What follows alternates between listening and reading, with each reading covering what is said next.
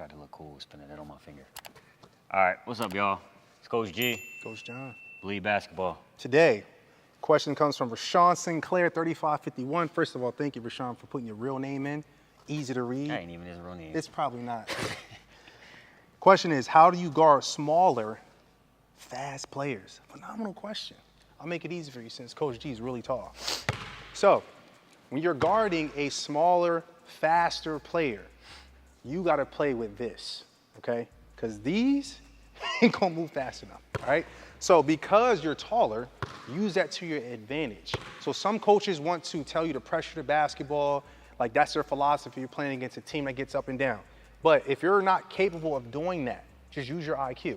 So if he is smaller, quicker, and faster than me, what I want to do is limit his options by forcing him to a certain direction. So right now, if we're on this part of the floor, right, what I'm going to do is I'm going to guard him. I'm going to make sure like my hands are always up and big, right? And I'm going to stay low, and I never want to stand up in this position, all right? And I also don't want to be in a retreat situation. So if Coach is dribbling to me, I don't want to do this here. Because it's downhill. The moment they get to the foul line, think about it, 90% of fouls that are called is in the paint. So my goal is to keep him out of there. And if he does get there, every shot he takes, come down, I want him to shoot over me. And then if I do decide to jump the contested shot, jump straight up and down because I don't want to get in foul trouble, bail him out, or force him to take a bad shot and reward him with a foul. So here's what I'm talking about, limiting his options. If he's at half court, dribbling down, right, and pay attention, every situation is different. So if he's dribbling the ball down and I'm saying don't backpedal, I'm not going to pressure him here.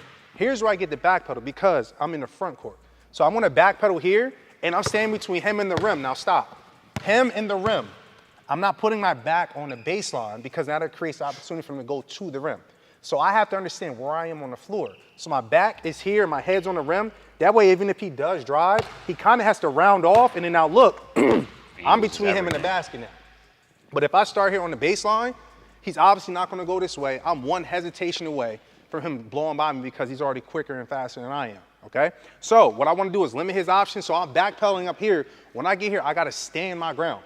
I have to. I got to get physical, body up, and limit his options by knowing if he does beat me going this direction, I got help, and I have the out-of-bounds line and the baseline to force him to use his leverage. If I let them go to the middle, oh, he can do whatever he wants to do, all right? Pass to teammates, go score, get me in foul trouble, send me to the bench because I'm not playing good defense. It depends, though.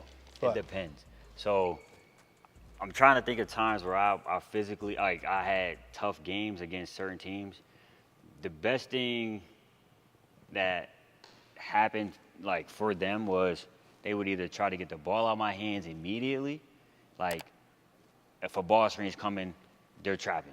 There's no but they're trapping in a way where I can't split. Because the smaller you are, the easier it is to split. So there's like a contained trap. There's not angles, rushing him because he's going to run by. Can't. There's angles that we can take as small guards that other players can't take. So you have to. Everything is more of like a contained. And one thing Coach John said that is like on point. Bro, everything I say is on point. Stop trying to play shoot over top, right? So when I was at Slippery Rock, so our philosophy was not like force one way or another. We was 6'9", 6'10", like so leapers in the back, right? So coordinating with your teammates, playing against a guard they're small and they know what, like they're smart up here. You have to be in sync with your teammates. It helps a lot more. So that's what I was talking when I said force them this way because you have help in addition to the sideline and the baseline out of bounds line. So for you, as Coach is saying from experience, and it's good question for us because he's normally the guard that he's scoring over from being like the shorter guard. But Coach G, super creative. If you haven't checked out his highlights, go look at his highlights. Trust me, I'm not hyping him up. When you are limiting the options, notice I'm saying stay big because even if I know I can't stay in front, if my goal is to contain and it's hard to guard someone who can shoot also, so I kind of got to play around with my range. So I can't just be the same way every time. Nope. So one play, I'm going to contain. Another play, I'm going to work on my range going forward and back. Another play, he ain't getting the ball. And you might have to give a foul or two. There's certain things that you gotta make everything a chess match. Can't be predictable. Like you can't. They're already faster than you, so you're already starting the game at a disadvantage. The mentality of a small guard, right? Especially when you get to higher levels, they're skill-wise and IQ, they're on another level. I'm telling you this now. Way more efficient. The reason why is because we're so little. So we have to figure out creative ways to get around things where, like, if I'm 6'4", I don't got to do certain stuff. If I'm bigger, faster, I don't got to do certain stuff. When I'm small, I got to figure out, all right, if I get in the lane against 7-footers, how am I about to finish? How am I about to do this? How am I about to do that? So mentally, we're on another level just thinking about things. So you're going to have to be just as smart, or you're going to have, like, you got to figure out different ways to throw out. Like, I remember playing against teams, there's a different look every time I come down the floor. So you're constantly trying to wear me down mentally. Then you throw 3 or 4 different defenders on me. So now it's like, all right, they're putting a different junk defense. Then it's I got a 6'4" guard on me. Yep. Then I got a little guard on me just how I am, pressure me full court. They might take a foul. They might bring a guy in just to bring 2 fouls in. Cool. Now it's like I'm thinking mentally, physically, you're trying to wear me down. I'm not too shabby on the court. So it's like, but I can remember going through those things like, all right, this is what I got to do. Also, too, like how you said, when I get in the paint, shooting over top of players, right? You would rather give up this than me getting around here and getting here causing foul trouble. So I would give up if they start making them, then you switch. That's what I'm saying. You got to show different looks. But I'd rather shoot, if I'm on defense, I'd rather have me shoot over top of the defender in front of me and help. All right, but you can't help too much if they can pass. So it's like, that's another thing. So it's like. So the key is keeping them out the paint. Keep out the paint. Then you don't have to worry about all that. But like Coach is saying, with your teammates, I can remember being at a disadvantage on the college level. Played against Kutztown. He led the league in scoring. He was about Coach G's height. Left-handed player. Too, because Kutztown he was tough. Yeah. I cannot remember. Kutztown, they be getting the guards, right? He averaged 30 points. Okay, Micah, shouts out to you, Micah. He averaged 30 points, hard to guard. We beat him all the time because we were smarter, we were athletic, we played through our strengths. So every time I guarded him, he's lefty, he ain't going left on me. You have to beat me going to the right. Yep. Every time. And also, too, this is strategic, but physically, work on your foot speed. Don't just settle with they're faster and quicker than me. Work on your foot speed. There is a line in your house on the court. If not, get some duct tape, work on your footwork, over and back, single foot, both feet, jump rope. Something. Like, don't just settle for they're just faster than me, because that's also going to train you. You may not match your level of speed or quickness, but it's going to train you to be able to move and be agile when you're looking to recover, okay? So those are things you can control.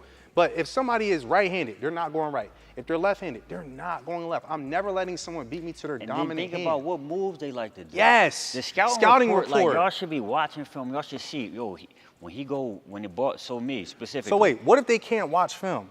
You take a couple plays. Because scout, that's easy if you watch. Like, if you watch, you can see. If you just pull up to the court, you may not have footage, take a couple plays. Watch them. And see what they do.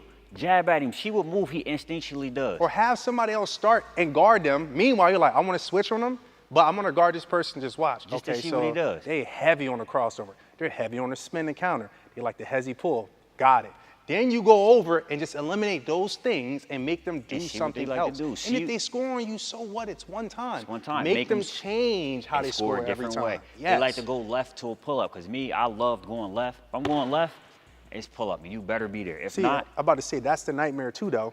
Because when you play against a guard like that, we were trained to be able to go to our quote-unquote we can, because we know that we're like that. Not arrogantly, but we put in the time. Yeah. We get the shots up. So it's easier for us to get going because we got the reps in.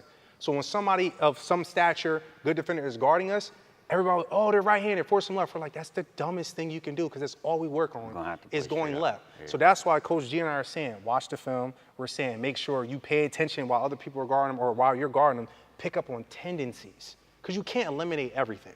You can't. Like, they're going to do something. But learning how to pick up on tendencies, it takes you a long way. And you got to see. Sometimes you come down, give him space. See what he do. See if he shoot. If he keeps attacking you, all right, he ain't really trying to shoot. If he shoots a clanker.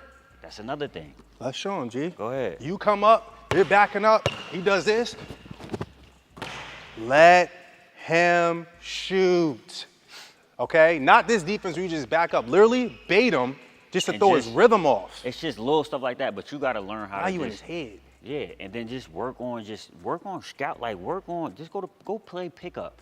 Find them, just go ahead, go play see who it is, and start working on how to read their tendencies. And then I'm telling you, and then it gets way easier when you actually have film, when you're in season. You're like, all right, now I can really see what his tendencies are.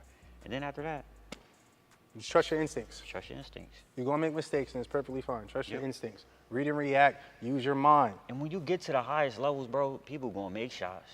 They gonna do it. Just happens. Cannot get discouraged, Can't bro. just get discouraged. Because you hype them up. They see you lose confidence in yourself. If you get to them Give levels, me the ball again. you smell that blood. Yeah, I need that. Shark in the water. Be confident. Coach Breeden. Coach G.